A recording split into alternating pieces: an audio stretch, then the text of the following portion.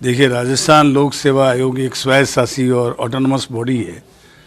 उन्होंने परीक्षा का जो आयोजन किया और उसमें आपने देखा, कहीं भी आप जानते हैं कि कोई भी व्यक्ति आजकल गिरोह बने हुए हैं और सेंट्रल लेवल की अनेक परीक्षाओं में इस प्रकार की गड़बड़ी लोगों ने की है।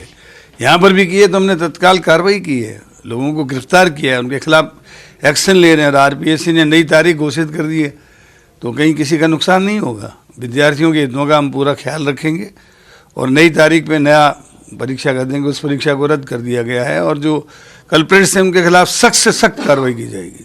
सर, शिक्षक जो पेशा है पवित्र पेशा माना जाता है और उससे जुड़े हुए जो लोग हैं वो भी कहीं न कहीं इस पूरे षड्यंत्र में, इस पूरे उसमें शामिल थे। जो सम्मिलित थे उनको सस्पेंड कर दिया गया है और उसकी पूरी पुलिस अनुसंधान, आपने देखा होगा एक्शन कितना त्वरित गति से हुआ है।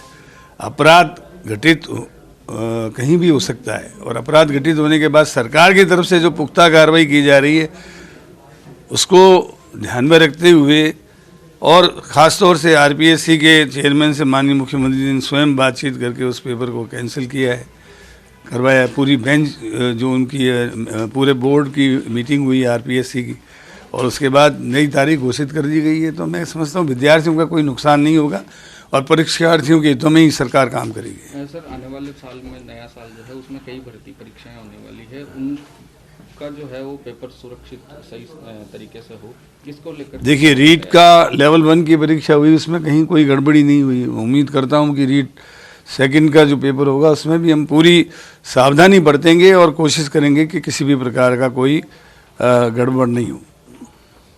कोविड एक बार फिर से चिंता का कारण बन रहा है, तो परीक्षाओं के दौरान जो है कोविड को लेकर किस तरह से प्रोटोकॉल की पालना सुनिश्चित की जाए? देखिए, कोविड के बारे में जो भी एडवाइजरी भारत सरकार या राज्य सरकार द्वारा जारी की जाएगी उसकी पूर्ण पालना की जाएगी।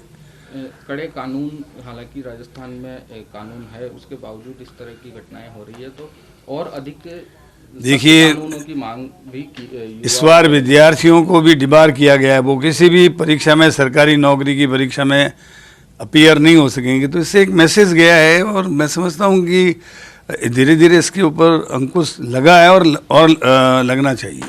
सर, एक सवाल इससे इस तरह है कि तृतीय श्रेणी के जो शिक्षक हैं उनके तबादलों की मांग को लेकर एक बार फिर से जो शिक्षक है वो आपसे वार्ता भी हुई है? परसों शिक्षकों से मेरी वार्ता हुई है, हम उसको बनाने में लगे हुए हैं। किस तरह से नीति की भी बात की जा रही है? वो किस नीति बनाने के बारे में उनसे बात हुई है, उसके लिए अलग अलग राज्यों से इन्फॉर्मेशन लेकर बनाने में